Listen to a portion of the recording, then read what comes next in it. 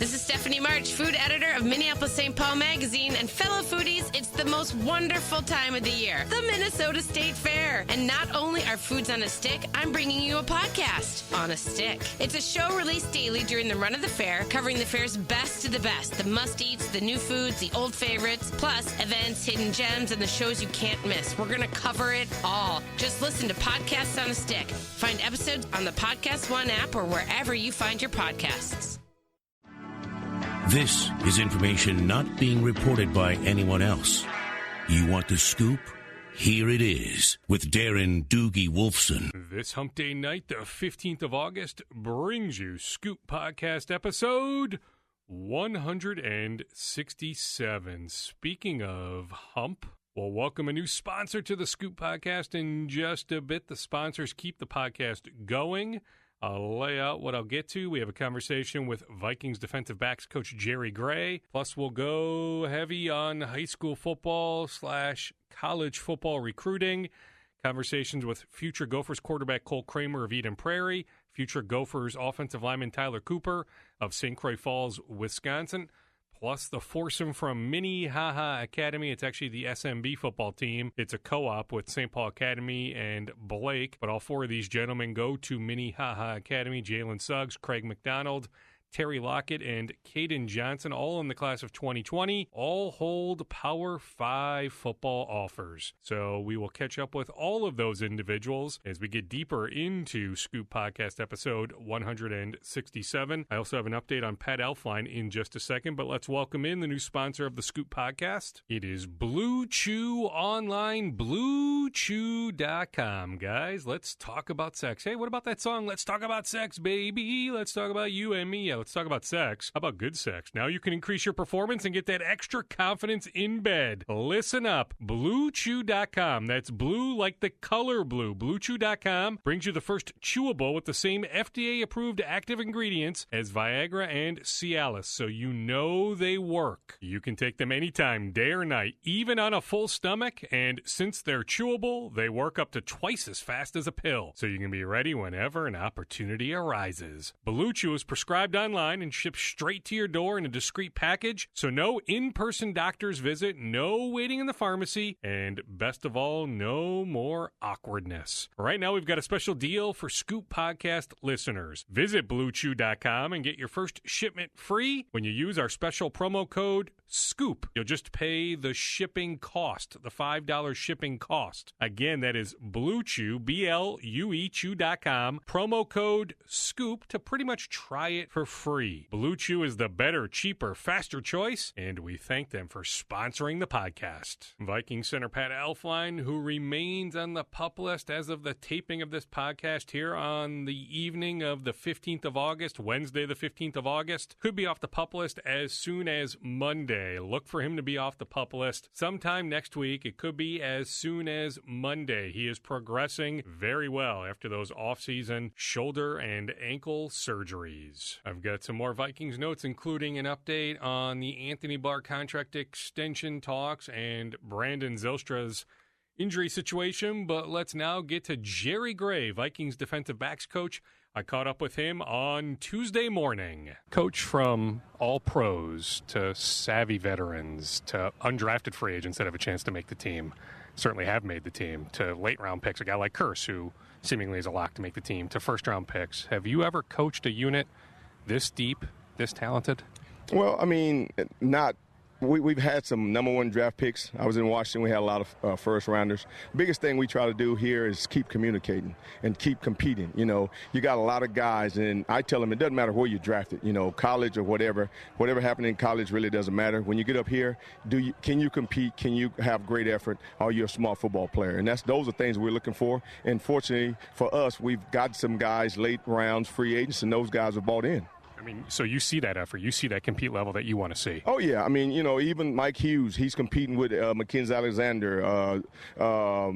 Newman is still competing. You still got a couple other guys, Harris competing with Harrison. You know, again, can he take his place? May not, but you know what? I want you so close to where if Harrison go down, you go in and you play at a high level like Harrison would. You know, he had to do it last year when we played with the Rams. You know, Sendejo couldn't go. He went in. We didn't lose a beat. So the thing that we try to get the guys to understand is one play can make you a starter. So really, just because you're not going out with that first group, you have to be prepared like a starter. What about Kearse and Sendejo? Yeah, same thing. You know, again, you got guys that are competing. I think Kearse stepped it up a lot last year on special teams, so he's one of our special team leaders, and he's still competing for a strong safety spot. So you tell him, hey, look, you know, you can't just concede that this spot is taken. Well, what if Sendejo goes down, and then all of a sudden you're not ready? Well, guess what? We're going to go get that next guy that's ready. So we got to get him to understand that, you know, we got a really good football team, but the team is made up of players that are willing to go out there and lay it on the line week in and week out. Specifically on Kearse, really good special teams player, but in terms of, you know, helping you, you know, first through third down, I mean, even going back to OTAs and minicamp, it seems like he's had a really good last few months heading into this year. Yeah, he has. You know, I think this is his third year, so everything is kind of slowed down for him with all the adjustments that we have. And then once everything slows down, you see the athletic ability. You know, you see what he does on special teams. He goes out and make the big splash play, and that's what he can do when he get a chance to show up on this Saturday. Speaking of slowing down, how much have things slowed down for another third-year guy in Mackenzie Alexander, a teammate of Kearse's at Clemson? Yeah, a lot. You know, again, you could see when those guys stop thinking and they start reacting. And you know, the first year they're kind of looking around like, you guys got all this stuff in. Then the second year it sinks in that, yeah, we got all of it in. Now it's slowed down. They're around a bunch of veterans that are counting on them to say, hey, you got to get in that playbook. You got to understand what we expect out of you, what level you're trying to play at, and then where we're trying to go. And those guys, they start studying, they buy into what we're trying to get them to do, and then it does slow down, and then now the natural ability can show up and you can go make some football plays. Has it already started to slow down though for Hughes? I mean, it looks like he's a real special talent. Well, it's not just athletic ability. I think he's a really smart guy. He understands, and he doesn't get shaken. You know, you put him out there with the first group, he say, okay, I'm going out with the first group. Like most guys would be like, oh, I'm out here with Anthony Barr and Linville and all those guys. So you don't see that in him. He may be thinking it, but he doesn't show it in his football play. And that's the thing that we're always looking for. Can a guy go out and not get rattled when he's out with the first group as a rookie? And he is ahead of the curve right now. How much versatility does he have, playing inside, playing outside? Oh, a lot. You know, anytime you got a guy who can play inside and start, play outside and have a chance to start, you're gonna be a really good football player, you know, because that gives you the chance to compete. You know, it gives you a chance to be on the football field. If we need a couple of other guys, say, for instance, people are playing 4 wide receivers, we need that fourth corner to go in. He can go in, you know. Well, what if a guy goes down? He goes in. You know, so the biggest thing that, again, we keep trying to tell them, you can't just concede because you're not out there with the first group. You need to be ready to go. And again, fortunately for us, he seems to be on the right track and ready to go. Holton Hill against Denver, some good, some bad? Yeah, you know, that's the thing. What you're going to get is that young guys, he's a little bit raw, so we got a lot of clay to work with, has a lot of athletic ability. He's long. He can run. Biggest thing we got to make sure he keeps doing is paying attention to the details. And once all of a sudden it slows down, you'll see his athletic ability show up. We've seen it out here on the practice field where he's made interceptions that's really, really incredible. But all of a sudden now when you get in the game, are you figuring out what they're trying to do to you? So we're constantly working with him to where he understands, come out in pre-practice, look at this, do this, these things, get it down and make it a habit. So now once you get this behind you, you can move to the next level. On Harrison Smith, as good as he is, does he still have a ceiling he can get to? Yeah, he can go back to the Pro Bowl. You know, anytime guys go to the Pro Bowl consistently, you're rated 1 to 3 or 4 top safeties in this league. You know, that's your ceiling. And I know with him being prideful, he wants to go back there. And it's not just because he's playing for it. He wants to play, hopefully get to the Super Bowl, but he wants to be the best safety in this league, and he's going to work to get there. You know, I think he came in, he's in better shape than I've seen him. You know, his weight's way down. He's done a great job in the offseason to get there. So hopefully, you know, he competes what he did last year, and what I've seen around us is that when he plays 16, 17, 18 games, we win a lot of football games. So he's not the best safety in the league right now, though? Yeah, he's the best safety. That's why we're also. But you know what? That's the ceiling. So as long as he keeps understanding that, he'll be the ceiling. And then what about Rhodes? I mean, is there still a ceiling there too? Yeah, there's always, there's always guys trying to come and, steal your thunder, But when you're a young guy, I think Xavier's still pretty relatively young. You can't relax on, well, I've been to the Pro Bowl 2 years in a row. There's always a young guy that's out there. I think Jalen Ramsey is a good corner. When you keep looking, Josh Norman was a good corner 3 or 4 years ago, and all of a sudden there's a wave of guys coming in, and they're all young. They're about 6'2", and they want to take your job. So that you're competing against not just your team and the guys in your division, but you're competing against these guys we're drafting also. Maybe after this, Trey Waynes. I mean, let's go back a year or two. If we go back even 2 years to now, how much better a player is Trey Waynes today than 2 years ago? Oh, a whole lot better. When we drafted Trey, we thought he was just a cover guy. Trey's just going to be a really good cover guy, and he could cover guys. He's understanding what he's done there. But last year, I thought he was probably one of our most physical corners. Guys, they tried to run his way. They look at his statue, and he got every guy down. So, that's a big feather in his hat to let him know that you're not going to run this way. If you think you're going to run it, I'm going to hit you, and I'm going to knock you down, and then I can cover you. So when you get guys like that, everybody's doing their job and doing it at a high level, you produce defenses like we did last year. And the thing we got to do is get right back to that. You can't rest on what we did. We got to keep working. Last one. Okay, so you guys play a final preseason game on the 30th. Mm-hmm. How fascinating will those meetings be late into the night of the 30th, the 31st, the first right until cut down, that cut down minute? Well, you want those to be tough meetings because that means that you got a lot of good football players. And you hate to see good football players leave your building, and you can't, but you can't keep but so many. So when you can cut guys easy, that's not good because that means you didn't have enough depth, you didn't do these things. But when it's a tough meeting like that, like I think it's going to be, that's a good sign that we've done a great job in the scouting department. They brought a good football players in here, and now what are we going to do to keep the right guys that help us win? Vikings defensive backs coach Jerry Gray, the defensive backfield, as fascinating a unit as there is on this team, at least in my opinion. As we approach September 1st, it will be interesting to see, will there be a surprise cut? And the Vikings certainly are talking to teams. They talk all the time. So this time of year, the Vikings are talking to teams. In fact, I swapped messages with a personnel director for a different NFC team. They have talked to the Vikings, this team has. I won't mention the team, but they have talked to the Vikings. But right now, the trade dialogue, this person told me nothing out of the ordinary, but certainly the Vikings are looking for depth when it comes to multiple positions on offense. So could they trade from a position of depth like the defensive backfield for a position of need? Certainly something to keep an eye on. Some other Vikings notes I wrote down. Everson Griffin, unlikely to play Saturday, has that infection, cut open his skin. He should be okay, though, by next week. There's even a slight chance he plays on Saturday, but in all likelihood, the Vikings will take the cautious approach, and he'll be back sometime next week. Brandon Zylstra, it's a hamstring injury. He's expected to miss at least one more game, at least another 5 to 7 days. Hamstrings are incredibly tricky, but Zylstra should be back at some point next week. On the Anthony Barr contract extension front, nothing is happening. Now, I've always said all it takes is one new offer, one new phone conversation, so it can always change fast. But as of right now, nothing is even remotely close on the Vikings signing Anthony Barr to a contract extension. I should also note, too, while talking about Pat Elflein, likely back next week, maybe as soon as Monday off the PUP list, the Vikings have been very, very happy with the play of Cornelius Edison. No real headlines from the Wednesday joint practice. Vikings and Jaguars, the two teams will go at it again on Thursday afternoon. Jacksonville doing its walkthrough on the University of Minnesota campus just because they're staying in downtown Minneapolis, closer to U.S. Bank Stadium, with the game on Saturday. But the Jaguars will be back in Eagan on Thursday afternoon. It was a good day for both defenses on Wednesday. Also, Rashad Hill not practicing right now. It's an ankle injury, to be specific. An ankle injury for Hill. Nothing long-term. He should be back relatively soon.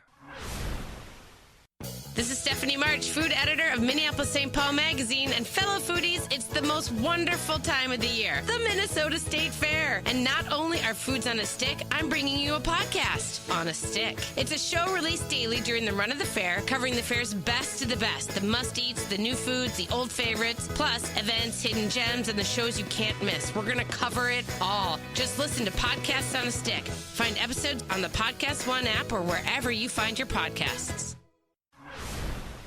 All right, let's keep the football theme going. Let's start with my conversation from Monday, the first official day of Minnesota high school football practice. I was over at Eden Prairie High School. I caught up with Carter Coughlin's cousin. He is Cole Kramer, the quarterback from Eden Prairie. The Gophers offered him last December, and he committed to the Gophers a short time later. Here's my conversation with future Gophers quarterback, Eden Prairie quarterback, Cole Kramer. Cole, does the cliche hold true that time flies? Is it hard to believe that this is the first day of your final year in high school? Yeah, I can't believe it. I mean, I remember first time playing sophomore year, and I mean, time has flown by like crazy.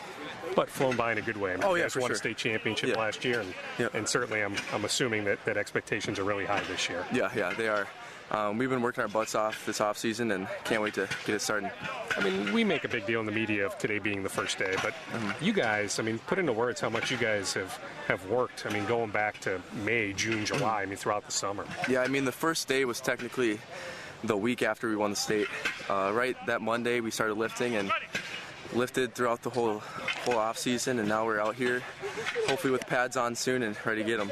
Do you like the guys that are back? I mean, do you feel like that you guys can defend that state championship? Yeah, I do. I feel like we're closer together than last year. Last year we were super close, and I feel that just that same way as this year too. What makes a team close? I'd probably say just the leadership and just how we include everyone in the team, whether it's the sophomores, freshmen, but also, after practices when we go to like Chipotle or something, just some off the field times too.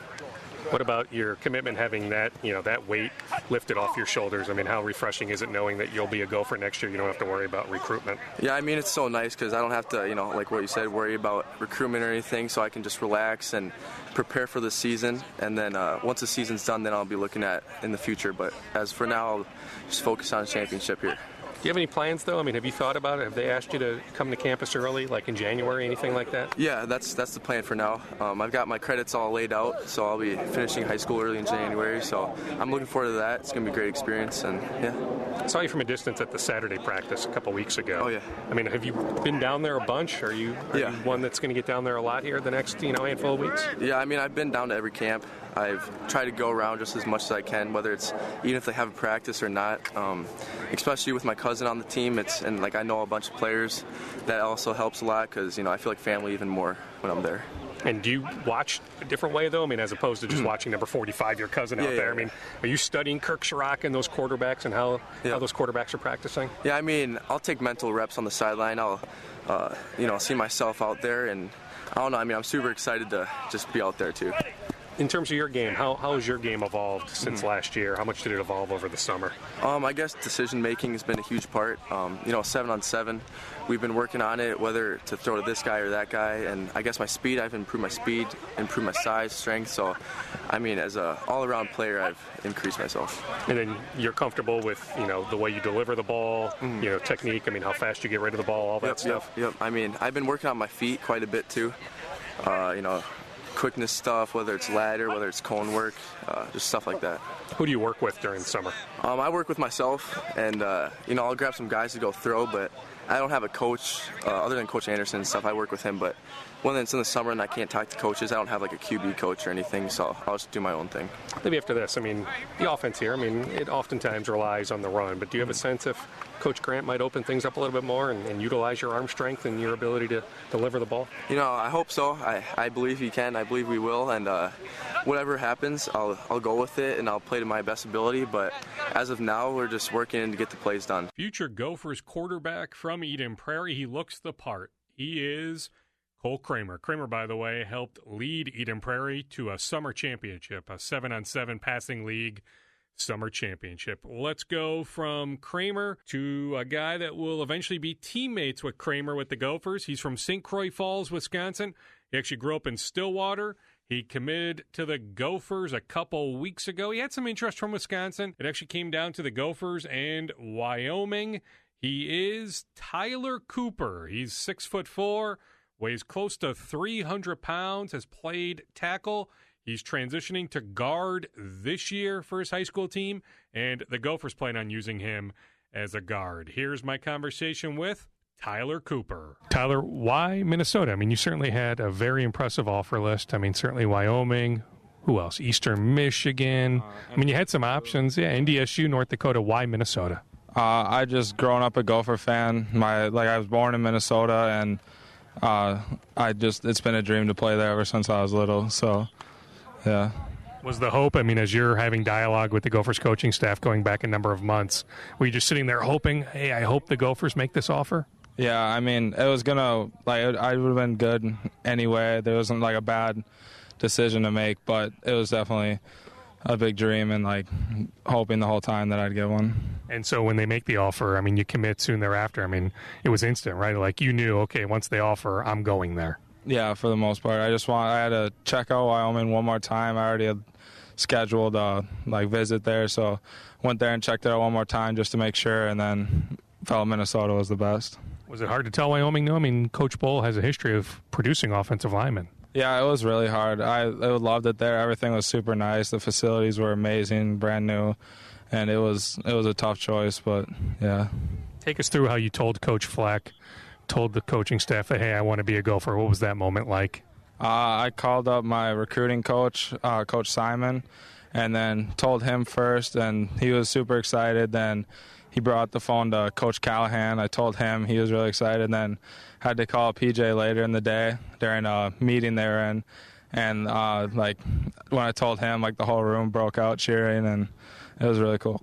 How was the Gophers camp this summer? I mean, do you feel like you opened up some eyes competing against some really good players at Gophers camp? Yeah, I think one of the biggest doubts is being at a small school and not knowing how the competition is that I'm going against. So going there and still competing and doing good and proving myself was the biggest thing for me. Did I hear that the Gophers look at you more as a guard as opposed to tackle? Yeah, they're looking at me more as a guard. Most schools have said I could play pretty much anything on the line, but they're thinking more guard. What sort of adjustment will that be? I mean, certainly you'll play tackle for St. Croix Falls, and you also have some center experience as well? Yeah, I played guard my freshman year. I'm going back to guard this year. But, yeah, I played all spots on the line, so it won't be too hard. Just do what I'm supposed to and get it done. Okay, so you're going back to guard. Okay, so is that because the Gophers want to use you as a guard? It was actually decided, we changed our offense this year, and our offense is just more suited for bigger guys to be more in the middle. So me and our other two pretty big linemen are in the middle this year, center and guard. But I suppose, if you needed to, you could shift outside. How much pride do you take in having that position flexibility? Yeah, it's really nice, just being able to play whatever, and definitely helps me out in, recruiting with all the colleges, saying that was a really, important thing to have, and, yeah. I was watching your huddle video. You like to finish off the defenders, don't you? 10, 15 yards down the field, you love driving them into the ground. Yeah, it's really fun. It's one of the things our coaches preach, finish it, go for 6 seconds, finish your block, and it's really fun when you end up on top of them, just having their back on the grass. Is there a better feeling than that? No, not really. What else about your game? If you had described the kind of lineman that you are, and do you also play some defense as well? Yeah, I play both offensive and defensive line. DN on defense, and then anything on offense. But yeah, your bread and butter is being an offensive lineman, not a defensive end. Yeah, I think I'm for high school. I'm a pretty decent defensive lineman, but definitely better at offensive lineman. Describe what else. In terms of footwork, handwork, all that. Describe the kind of offensive lineman that you are. All the coaches have told me my footwork has been really good, and I don't take very many false steps, if any, and just getting to my blocks and my speed and everything is what helps me out a lot. Do you feel like a big weight was lifted off your shoulders making your decision here as your season is about to begin? Yeah, it wasn't bothering me too much. I knew it couldn't be a bad decision no matter where I went, but it was still nice to pick a school and just be done with it for the season. You have a sense on if the Gophers will ask you to gray shirt or red shirt or anything like that? I don't really know for sure. I know the numbers are a little low on the offensive line, so I don't know for sure if I'll redshirt or if I'll suit for games. Your skill set, I mean, knowing Kirk Shiraka's offense, the way P.J. Fleck uses his offensive lineman, how does that fit your skill set? I don't know. I'll go and do the best I can with whatever they tell me to do. We've changed our offense a lot, so I've been able to do it in pretty much any of them. So I think I'll be okay. And, I mean, I don't even know, do the Gophers, I mean, is it some zone blocking schemes or is it pretty much man-on-man? I mean, the scheme that they use or schemes they use? Sure. Those are things that you'll gather as you get to campus. Are there any plans? I mean, have you thought about even getting to campus early? Like I know Nate Bowe, an offensive lineman from Lakeville North, he graduated high school early. He was on campus in January. Have you thought about anything like that? I don't think I'd go early. I think I'd finish out high school and just stay with all my classes here. 2019 Gophers commit from St. Croix Falls, Wisconsin, offensive lineman Tyler Cooper. We'll continue the recruiting theme, the high school football theme. I was over at Minnehaha Academy's football practice, on their campus, their South Campus, on Monday. It's a co-op. Their football team, their high school football team is Minnehaha Academy, St. Paul Academy, and Blake. But the 4 players that have Division I offers, Power 5 offers on that SMB team, all go to Minnehaha Academy. I started with Jalen Suggs, quarterback. He has offers from Ohio State, the Gophers, Iowa, and others. He is currently out with a knee injury, and he is, of course, well known for being one of the best basketball players in the country in the class of 2020. Kansas wants him. So many schools want him. He's been on the USA Under-16 team, the USA Under-17 team. Heck, he's got NBA player written all over him. So who knows how much longer he'll continue to play football, but he is a really good quarterback. So we'll start the string of Minnehaha Academy SMB conversations with the quarterback, who, again, is currently out. Should be back in a few weeks. It is Jalen Suggs. Jalen, is it a little bittersweet? I mean, normally today, the first official day of high school football practice, big smiles, but obviously with your knee injury, it's not all, smiles. It's a little bit, a bit disappointed I'm not out here first day. This is always the most, energetic day. Everyone's real happy to get back out here. But like I said, I'm still one of the leaders of this team, so I still got to keep my energy up, keep a smile on my face, and keep encouraging these guys. And certainly, whether it's in team meetings, being out here encouraging guys, I mean, you're still a big part of the team, even if you're not out there doing drills. Like I said, but it's just part of the position I play. We got our backup that have to talk to, work with, and get them ready for week 1. But like I said, I'm still real excited, real happy to be out here. This is like second home away from the basketball court. So, yeah, I mean, it really is. I mean, so many people celebrate all your basketball accomplishments. Not that football's forgotten, but I mean, you are. I mean, you're one of the best quarterbacks in the state in the Midwest, and sometimes people do forget about that. Yeah, I like to remind them here and there, just because this is a game that I love. This is a game I played all my life, and a game that I put a lot of time and effort into. So, like I said, just seeing all the payoff and all the fun that I have in this game, it's all worth it. Where are things at right now with the knee injury? Right now, they're looking real good. I'm a bit ahead of schedule. So we're going to take it day by day, continue to do exercises, keep trying to strengthen it back up so that when the time comes where I can come back, I'm 100% and ready to go. How much of a sense of relief was it when you found out that it wasn't any sort of, ACL or any sort of ligament damage? It was a huge sense of relief. Senior season has always been up in the air as far as football. And, with everything going on now, it's just made it even more, if will I play or will I not. And if I would have had to miss this year, that would have been real heartbreaking. So hearing that it was, just a little fracture and that I'll be back sometime this season, here's relief, and I was real happy to hear that. How happy are you for the guys over your right shoulder? I mean, think about all the success that they're having right now. I'm extremely happy. These are my guys. I love to see them succeed just as much as I love to see myself succeed. So seeing all the attention that they get, all the scholarships coming in their way and interest that they're getting, it's almost as good as me getting a scholarship. Do you have a sense, with those guys, with you when you're healthy, how good this team can be this year? Yeah, definitely. I know the past years, we've had good regular seasons, but we've kind of struggled when we got to the postseason. And I think this year we got a good group of leaders. We've all matured a lot, this is our year, I believe. We have a good group of seniors, a nice mix of juniors, and then we got some young cats who can come in and play. So I'm really excited, happy about this season. And I can't wait to get back out there and start playing with the guys. We go from Jalen Suggs to Terry Lockett. Has a basketball offer from Hampton. Hampton has a Minneapolis native on its coaching staff. That is that connection. He also has football offers from a few Power 5 schools, including the Gophers. He is a stud wide receiver. Terry Lockett. Terry, much like I just asked Jalen and Craig, what's the excitement level when it's the official start of the season here with practice day one? Definitely getting done with basketball season. Getting together with the guys, going on trips, getting started with the camp.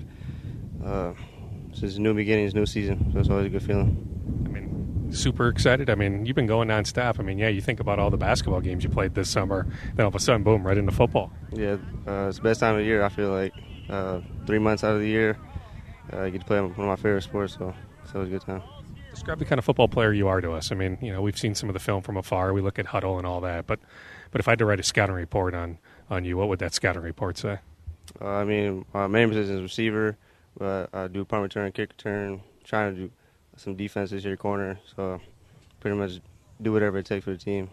Do you feel like, Craig was saying that you guys should go undefeated this year. Do you feel like that you guys have the makings of a team that can win a state championship? We definitely have the talent. I feel some of the guys over the summer got a lot of offers. There's a lot of hype going around Minnesota, but we have our expectations, and I feel like we can do it. We can meet those standards. Speaking of offers, where are things standing right now with you in terms of recruiting? I got Minnesota, Nebraska, and Iowa so far. So, yeah. That's pretty good. And, is the assumption that list will just keep growing and growing and growing? Definitely a lot of interest. Definitely play with these guys. Those would definitely go up. What does it mean to have an offer from the hometown Gophers? That was my first offer, so, Coach Fleck had a good relationship with him, so definitely getting one from the hometown. But family was definitely happy. I was happy, so it was good. Are you convincing them to offer Craig here pretty soon? Oh, yeah, definitely. That's me and him are going at it during practice, so hopefully they'll be up here to watch us go at it, and he should get an offer. His full name is Craig McDonald. He has an offer from Iowa, among others, but no Gophers offer yet. He will play quarterback for SMB, at least in the opening game, until Jalen Suggs is back, but his bread and butter is in the defensive backfield. He is Craig McDonald. It'll be interesting to see if the Gophers make him an offer in the near future. You guys have been going hard here for a number of weeks, months, heck, probably going back to the end of last season. But what's the excitement level with the season right around the corner? It's super exciting because, I could be with my teammates now. It's not just like individual or doing it with other people now. I could really be with all my teammates. Everybody's here now. It's just not some people here and there, so it's super exciting. It's like another step closer to November with my team. How good can this team be this year? I think we can go all the way. I think we should go undefeated if we execute and play to our full potential and play as a team. Unselfishly, we should do anything we want. Do you get that sense just because so many guys are back from last year's successful season? Yeah, for sure. We got a lot of seniors. Our whole line is pretty much seniors. We got some new old linemen, our skilled players. We got athletes everywhere, so we should definitely be on top. How much are you rooting for the guy that's right to your left to get back and get back on the football field? I'm rooting for him because I want somebody to be able to throw me the ball, actually. I don't want to have to throw it because if he's not playing, I have to play quarterback, so that's not really my position, and that's too much. That's a lot of pressure on me. I don't want people blaming me for stuff. We get to blame him. But if you do have to start again, let's say you do have to start on August 31st, you'll be ready to go. Oh, yeah, I'll be ready. I've been throwing with them and some other teammates, so that's the good part, and that's also part of getting back with the whole team. It's not even just them. I get to throw to all the other receivers, too. Greg, where are things at in terms of recruiting? I know Iowa and Iowa State both have offered. Yeah, I've been talking to a lot of schools. Michigan State, like Northwestern, stuff like that, some other Big Ten, so it should be interesting. I think they'll be watching the first few of our games, like first four. What position are they looking at you mostly for? Is it defensive back? Yeah, for sure defensive back, but it's between safety and corner, depending on how they like me. I don't prefer either one. It doesn't really matter to me. Do you play one more than the other? I played corner with school a lot. I try to get them to play me a little bit of safety, but they like me at corner, so I just let them know it's whatever they need me to play, I'll play it for them. And are you still growing? Are you still, certainly you're growing, weight-wise in terms of in the weight room, but are you still growing height-wise too? I think I'm growing a little bit, but I think I might be not nearly as fast as I have like my freshman and 8th grade year. I got kind of over those growing pains now, so I think it should be coming to quite an end in a little bit. We wrap up the Minnehaha Academy conversations with the fourth member of that Power 5 offer group. It is Kaden Johnson. He is a linebacker. He recently attended Ohio State's camp, and he has a number of Power 5 offers, including from the Gophers. It is Kaden Johnson. You've been going hard all summer. You guys have been going hard in the weight room, captain's practices, what have you. But where's the excitement level with the season right around the corner, with today being the official start of practice? We're very excited. We're looking forward to the first game of the season, first practice. We're ready to go at it. We're just ready to do what we do best and just win. Is that what you guys do best? I mean, you feel like that you have a team that can go far this year? Oh, yes, I do. With Jalen, Craig, and Terry, I'm pretty sure we can make it to state and possibly win it for the team. What's it like having, it's not often that one school has 4 guys with high-level Division I offers. What is it like having those guys as teammates and you guys celebrating all your individual success? It's pretty cool, being able to get looked at from all these big colleges. It's a lot to put on our shoulders. We still have to come out on the field and show what we do best, but it's all amazing. What kind of player are you? Kaden, do you play, do you stand up? Are you linebacker? Do you put your hand on the ground and play a little defensive end? I'm stand up, and I'd say I'm a pretty physical player. I love being aggressive and explosive, but I'm a stand-up outside linebacker. That's what I love most. Do they also use you on offense?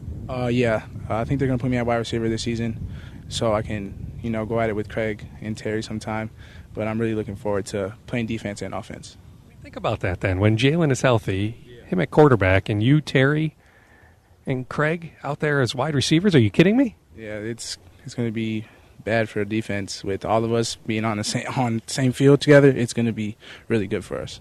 But your bread and butter, your meal ticket, for lack of a better way of saying it, is outside linebacker. Yeah, that's my passion. I love playing outside linebacker, being able to tackle somebody, just get excited and do what I do best. I just love it.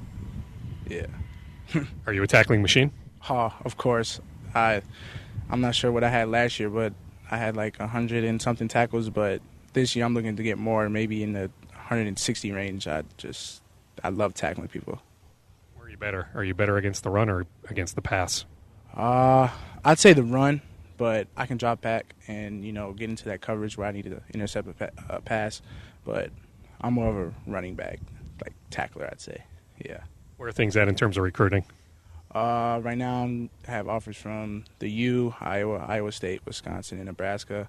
A lot of schools are interested right now, but those are the main 5 that I have right now. Do you plan on taking some visits at any point during the season? I think so. I haven't really talked to it with my parents, but I'm just enjoying the process right now, just taking it all in and looking forward to this junior year season. After this, how many camps did you go to this summer, and what did you learn about yourself at those camps? Because those players going to those camps are high-level players just like you. I went to Ohio State, and that's a big school. They're always in usually the national championship contenders. But it made me learn that I need to get my speed, get a little bit stronger. But the coaches tell me they love what I'm doing right now, and they're looking forward to what I do this season. With this, having the offer from the hometown Gophers, what does that mean to you, and what sort of relationship do you have with head coach P.J. Fleck? It's amazing to have that hometown offer. And Coach Fleck has a lot of energy. I don't really talk to him on a daily basis because we're kind of in a dead period right now. But Coach Fleck, great coach, and I'm looking forward to see what they do this season. Kaden Johnson from SMB, Minnehaha Academy, one of the best players in the state of Minnesota in the class of 2020. Let's transition to the Wolves. A shameless reminder, if you go back just a few Scoop podcast episodes, conversations with Cole Aldrich. He reviews his time with the Wolves, what it is like in the locker room, what the future holds. I can tell you an update on Cole Aldrich. He doesn't have any offers yet, but it seems like eventually, even if it's overseas, that his basketball career can eventually continue, but he's just waiting by the phone, waiting for somebody to make an official offer. So Cole Aldrich, C.J. Williams, and James Nunnally, each of the 3 were on recent Scoop podcast episodes. C.J. Williams was on for like 20 minutes, got to know one of the guys the Wolves gave a two-way contract to. Then James Nunnally was on episode 166, getting to know him. He'll be back in town next week to continue his workouts. He's working out west right now, but he'll be back in town next week. And then the workouts really ramp up after Labor Day in just a couple weeks. What else did I write down on the Wolves front? I saw some video on Twitter from Taj Gibson's trainer. He's also Jimmy Butler's trainer and Joakim Noah's trainer. Gibson and Noah were training together earlier this week. The trainer is Chris Johnson. Taj looks good. Joakim Noah looks good. Yes. When the Knicks decide to waive and stretch him, expect the Wolves to be squarely in his mix. Justin Patton continues to do well, rehabbing after his left foot was surgically repaired a few months ago. He is constantly in at Mayo Clinic Square, not quite yet ready for 5-on-5 action, but I'm told he is doing very, very well. A reminder, I got good feedback from somebody at the Tim Gergerich camp last week in Vegas on the Wolves rookies that were out there, Okogie, Bates, Jop, and Terrell. Jared Terrell also has a two-way deal from the Wolves. The former two, Okogie and Bates Jop, were in New York a few days ago for the Panini trading card shoot at the New York Knicks practice facility. I continue to get Rodney Hood questions. He is a restricted free agent. The Wolves are hard capped. The Wolves don't have cap space. So the Wolves, even if they wanted to offer Hood a minimum deal, and why would he take that? He wouldn't, but let's just keep going with that hypothetical. The Wolves offer Hood a minimum deal. He signs it. The Cavs would then match. So the Wolves getting Rodney Hood just isn't logical. Yes, would the Wolves have interest in Rodney Hood if they could get him? Sure, why wouldn't they? But it's just not logical. All signs point to Rodney Hood eventually landing back with the Cavs. Continuing the basketball theme, the local basketball scene, Zeke Naji. I went over on a recent Scoop podcast all the visits he has. Let's add 2 to his visits list, unofficial visits at the end of this month, the 30th and 31st, Arizona and UCLA. Also, Miami, North Carolina, and Kentucky are reaching out to Zeke Naji, the stud forward from Hopkins High School. Actually, the better way to put it would be reaching out to those close to Zeke Naji. So those schools, Kentucky, North Carolina, and Miami, have been in touch with those close to Zeke in the last handful of days. The Gophers basketball team offered David Roddy from Howard Pulley from Breck High School. He's an excellent quarterback. So I'll have to make sure, just being in that neighborhood, I'll have to go check out a Breck game at some point here in September or October. But he's an excellent basketball player. Also has an offer from Northwestern and others. Texting with somebody close to Roddy told me the Gophers have a chance, but offering so late doesn't do them any favors, that they offered too late on Roddy, but they do have a chance. But you look at the 2019 players, they lost Tyrell Terry to Stanford. They lost Tyler Wall to Wisconsin. They may end up losing Zeke Naji to somewhere. He's got 20-something offers. Matthew Hurt is unlikely to be a Gopher. So it would be unfortunate if they also don't get Roddy and go 0 for 5. But, hey, it's also cyclical at times. You look at the 2018 class with Omersa, with Kausher, with Oturu. Daniel Oturu was a big-time get. You think about a couple years ago, landing Amir Coffey. So ebb and flow, roller coaster. But I'm just saying, if the Gophers go 0 for 5 with class of 2019 Minnesota players, that would not be a good look. Jalen Suggs will visit West Virginia in September. And I was texting with Jalen's dad, Larry. He was telling me all sorts of good things about some 2022 kids. He was at the Chris Paul camp recently. Let me find the names. He was telling me, he was just raving to me about how some of these guys looked. Let me see if I can find it. The names are Trajan Holloman. I guess he goes by Trey, but Trajan Holloman and Prince Alegbe. Also Willie Wilson, Donovan Smith, and Chase Carter. Trajan and Prince were selected for the top 20 All-Star game at the Chris Paul camp. Alegbe is Minnehaha Academy. Holloman is Cretan Durham Hall. Names to remember from the class of 2022. Wrapping up with some Twins notes, I saw a story from John Morrissey, MLB.com, about a Japanese pitcher, a lefty, Yoshi Kikuchi. I checked with somebody with the Twins.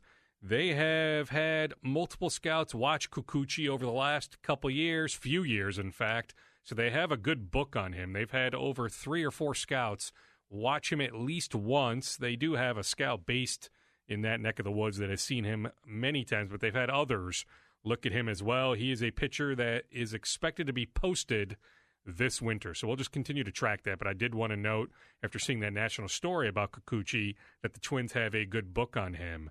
Byron Buxton is expected to be back before the season is over.